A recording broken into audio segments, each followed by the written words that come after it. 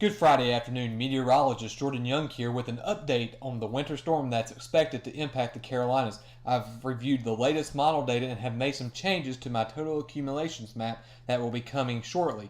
The biggest change in the computer models is that it appears that the system may start a little bit earlier. We're looking right now, this is just after midnight on Saturday, and notice how that moisture starts moving in. As we move in, this is around 7, 8 a.m. on Saturday morning. You can already see some of the moisture moving into western North Carolina. Now, the NAM may be just a little bit too early, but the general idea in the models is an earlier start. This is a little bit after noon on Saturday. This is actually 2 o'clock, and you can see that rain and snow breaking out all across North Carolina, especially western North Carolina. Some of this may not be reaching the ground across the eastern part of the state, but as we move a little bit further in through the afternoon and evening hours, the atmosphere continues to moisten up, and that snow will eventually begin to reach the ground, and even some rain as you move on down towards the east and the south. As we move into now, we're looking at Sunday morning at around 2 a.m. Look at how much heavy snow is falling pretty much north and west of Interstate 85. And as we progress on forward, that's when the wintry mix really starts. This is when we get the best warm air advection, and you may see a changeover to sleet and freezing rain, especially south of I-85. The biggest change in the forecast also is it appears that areas north of 85 may remain all snow for this event.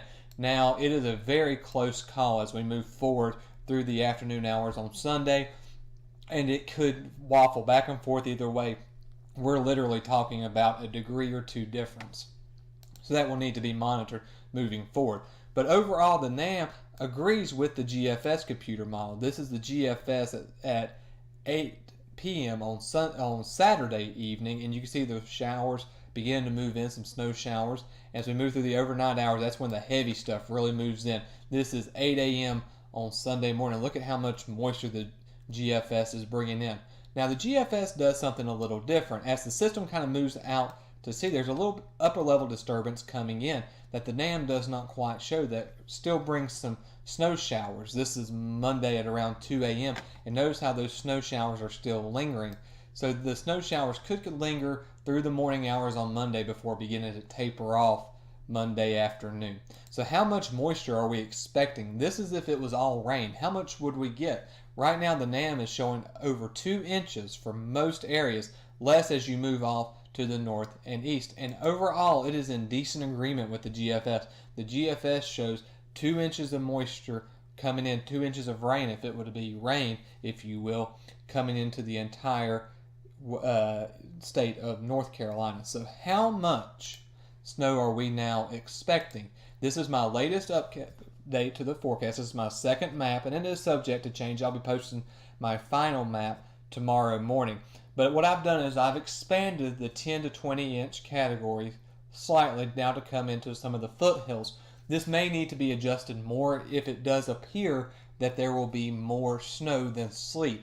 But as we move out into the Catawba Valley and to the Triad, I'm sticking around 6 to 12 in this area. The main reason is I'm not 100% sure that this is going to remain an all snow event in these areas. If it remains all snow, totals will inch higher, but if sleet and freezing rain starts mixing in, then the totals will be on the lower end of that spectrum. It's a very difficult forecast as you get around that I-85 corridor.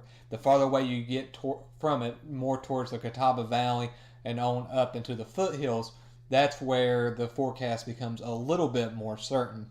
I've also moved the 4 to 8 inch category a little bit towards the east. Now most of Mecklenburg County, the northern half if you will, is now in the 4 to 8, southern half in the 2 to 5.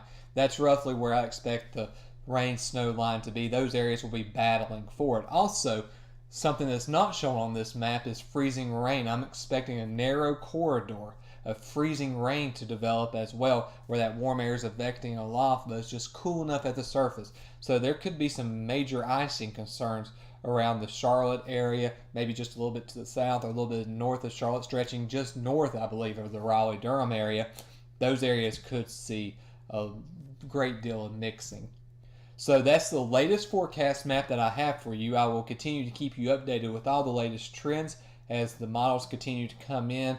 But right now, the overall theme this afternoon in the models was a little bit cooler aloft and that results in a little bit more snow, and also a little bit farther south with that rain snow line. Not much, but just a little bit further south, and that's why the changes were made in my snow and sleet accumulation map. I will continue to monitor the changes and will keep you updated. I'm meteorologist Jordan Young.